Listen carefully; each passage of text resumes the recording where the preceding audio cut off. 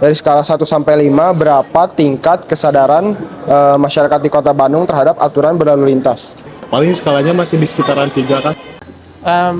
Tiga sih. Tiga.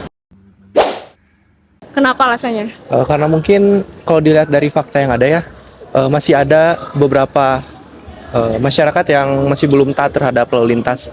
Bahkan dari misalnya proses pembuatan SIM juga sekarang kan bisa nembak, bisa itu menjadi bukti bahwa kesadaran taat hukum tuh masih rendah. Karena dilihat juga ya Kang, faktanya masih ada beberapa orang gitu yang kurang sadar terkait lalu lintas itu sendiri. Masih banyak yang nggak pakai helm lah, masih banyak yang bonceng tiga di sekitaran kita. Pertama kalau dari apa yang saya lihat, contoh di jalan Gang. Banyak itu kalau misalkan boncenganku lebih dari 2. Oh, bonceng 3, oke. Ya, ataupun tidak pasti ada barang yang lebih muatannya. Biasanya itu pedagang-pedagang tuh.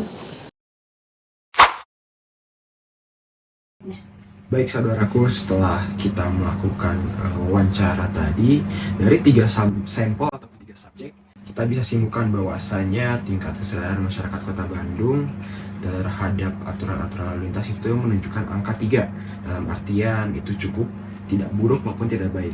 Tapi sudah sepatutnya kita terus meningkatkan kewaspadaan kita dan juga kesadaran kita terkait dengan aturan-aturan lalu lintas. Nah, sudah sebaiknya kita sebagai mahasiswa tentunya untuk menghimbau ataupun mensosialisasikan urgensi daripada aturan-aturan hukum itu sendiri, terutama aturan lalu lintas kepada masyarakat. Baik, saudaraku, kali ini saya akan memaparkan faktor-faktor mengapa seorang individu itu seringkali melanggar hukum ataupun tertib lalu lintas. Berdasarkan Undang-Undang Nomor 29 Tahun 2009 tentang lalu lintas angkutan jalan, saya mengilhami 3 poin yang menjadi faktor utama mengapa individu melakukan pelanggaran.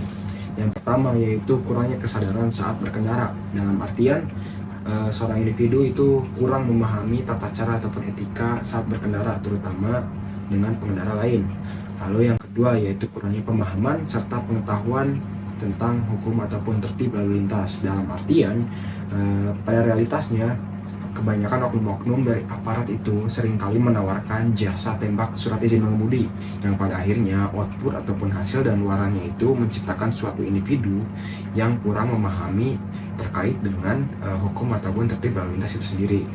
Nah, ketiga, ketika dihadapkan dengan realitas, maka seseorang akan cenderung bertindak impulsif. Dalam artian, ketika seseorang dihadapkan dengan kepentingan-kepentingan yang memang terkesan tergesa-gesa dan terburu-buru, maka individu itu akan melakukan suatu tindakan yang notabene-nya itu bisa dilakukan dengan cepat ataupun shortcut. Baik saudaraku, selanjutnya saya akan membahas tentang prosedur penanganan pelanggar tata tertib lalu lintas yang benar oleh pihak yang berwenang. Tentunya pertama-tama kita harus berbicara tentang dasar atau landasan hukum yang berlaku. Dalam hal ini, landasan ataupun dasar hukum yang berlaku yaitu Peraturan Pemerintah Nomor 80 Tahun 2012 tentang tata cara pemeriksaan kendaraan bermotor dan penindakan pelanggaran lalu lintas dan angkutan jalan. Nah, siapa saja sih yang berwenang untuk melakukan hal ini? Yang pertama yaitu ada Polri atau Kepolisian Negara Republik Indonesia. Dan yang kedua yaitu ada penyidik pegawai negeri sipil di bidang lalu lintas dan angkutan jalan. Nah, untuk prosedurnya sendiri, yang pertama yaitu pihak yang berwenang wajib memasangkan sebuah tanda operasi ataupun razia di 50 meter sebelum lokasi operasi ataupun razia dan 50 meter setelah operasi lokasi ataupun razia. Nah, untuk prosedur yang kedua sendiri yaitu harus adanya surat tugas. Nah, ini merupakan hal yang paling fundamental ataupun hal yang paling mendasar. Nah, jikalau memang Anda suatu saat nanti itu dapat penindakan pelanggaran tata tertib lalu lintas, akan tetapi tidak ada surat penugasan dari pihak yang berwenang, maka itu patut dipertanyakan karena ini merupakan hal yang paling fundamental ataupun paling mendasar. Nah, untuk Polri sendiri, surat penugasan itu wajib diturunkan atau diperintahkan oleh Kapolri, sedangkan untuk penyidik pegawai negeri sipil di bidang lalu lintas dan angkutan jalan itu dari Menteri. Baik saudaraku, selanjutnya saya akan membahas sebuah solusi ataupun penanganan terkait dengan permasalahan pelanggaran tata tertib lalu lintas ini dari perspektif mata kuliah pendidikan hukum. Nah, alangkah baiknya untuk pertama-tama kita bedah dulu secara etimologi apa itu kata pendidikan dan apa itu kata hukum. Nah, kata pendidikan menurut Ki Hajar Dewantara yaitu proses memerdekakan manusia dalam artian memerdekakan dari setiap aspek. Nah, sedangkan hukum menurut Hugo de Groot yaitu adalah suatu peraturan tentang perbuatan yang nilai moral yang menjamin nilai-nilai keadilan. Nah, maka kiranya bisa saya simpulkan bahwasanya pendidikan hukum adalah suatu proses memerdekakan manusia ataupun individu dari ketidaktahuan tentang aturan untuk menjamin nilai-nilai keadilan. Baik saudaraku, tujuan dari mata kuliah pendidikan hukum ini adalah menciptakan individu yang dapat menjadi legal ataupun seseorang yang memiliki tugas dan fungsi untuk memberikan bantuan hukum yang dibutuhkan oleh suatu masyarakat. Nah, tentunya apa yang kiranya menjadi kolerasi antara pelanggaran ini dan juga mata kuliah pendidikan hukum. Nah, kolerasinya yaitu adalah untuk membentuk ataupun menumbuhkan sebuah kesadaran pada masyarakat tentang pentingnya nilai ataupun value agar nantinya apa yang dicita-citakan ataupun didambakan dari definisi yang saya sebutkan tadi itu dapat tercapai.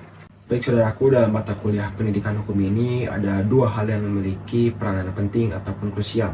Yang pertama yaitu kesadaran. Kesadaran itu membutuhkan suatu value ataupun nilai. Yang kedua yaitu kepastian. Kepastian itu membutuhkan sebuah komitmen serta konsistensi.